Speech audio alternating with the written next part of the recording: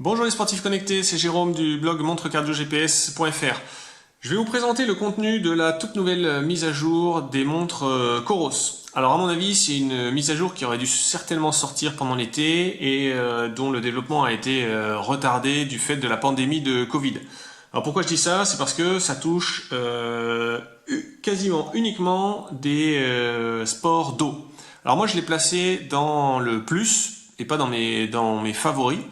Vous savez que depuis l'appli, vous pouvez choisir quels sont les profils que vous voulez faire apparaître ici. Et donc dans plus, on a maintenant 3, 4, 5, 6 nouveaux profils sportifs.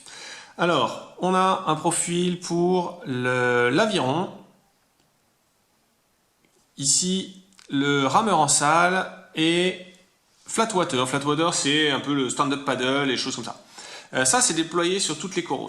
Ensuite, on a whitewater. Ça, c'est plutôt l'eau vive, donc le kayak. Ensuite, on a le windsurfing et le speedsurfing. Ça n'est déployé que sur l'Apex Pro et la Vertix. Là, Coros commence à dissocier un petit peu ses montres haut de gamme outdoor et ses montres entrée milieu de gamme. La particularité du profil speedsurfing, c'est que Coros l'a développé avec un site qui s'appelle gps-speedsurfing.com et donc toutes les données enregistrées seront transférées automatiquement par une synchro automatique vers ce site. Pour ce qui est du profil rameur en salle, il est compatible avec les ergomètres Concept 2, donc on peut connecter la montre via Bluetooth à ces ergomètres. Alors avec ces nouveaux profils, il y a aussi des nouvelles métriques.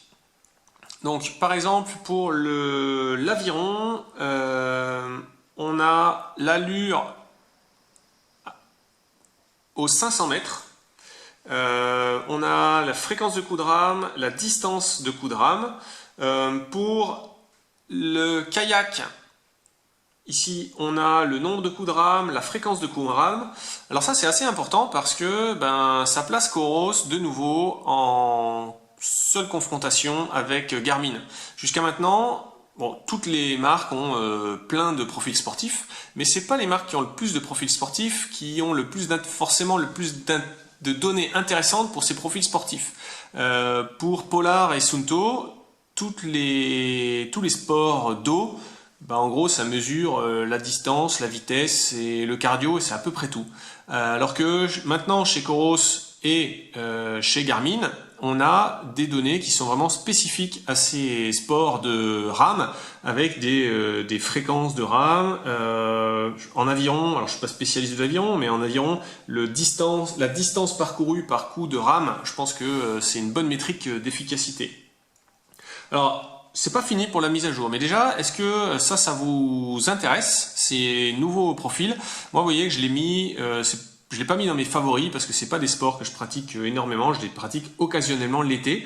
Alors c'est toujours sympa de les avoir parce que le jour où je fais une sortie d'aviron ou une sortie de stand-up paddle par été, je pourrais utiliser le profil adéquat.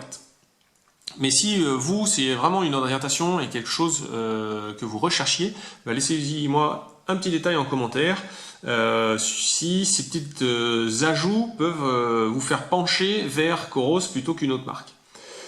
Ensuite, on a deux ajouts. Le premier, c'est ici dans le menu des raccourcis. Alors même chose, depuis l'appli, vous pouvez choisir ceux que vous voulez en favori et vous pouvez enlever ceux que vous ne voulez pas.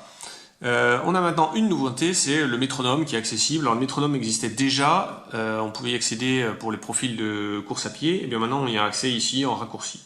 Et puis surtout, on a la compatibilité, le transfert automatique de plans d'entraînement de Training Peaks.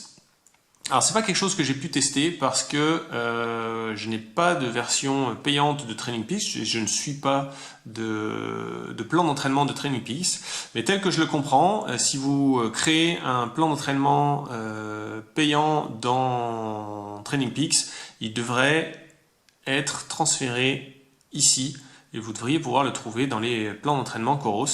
Ça c'est quelque chose que j'ai pas pu tester, mais si vous êtes utilisateur de Training Peaks, n'hésitez pas, mettez un commentaire, ça servira à tout le monde de savoir si ça fonctionne bien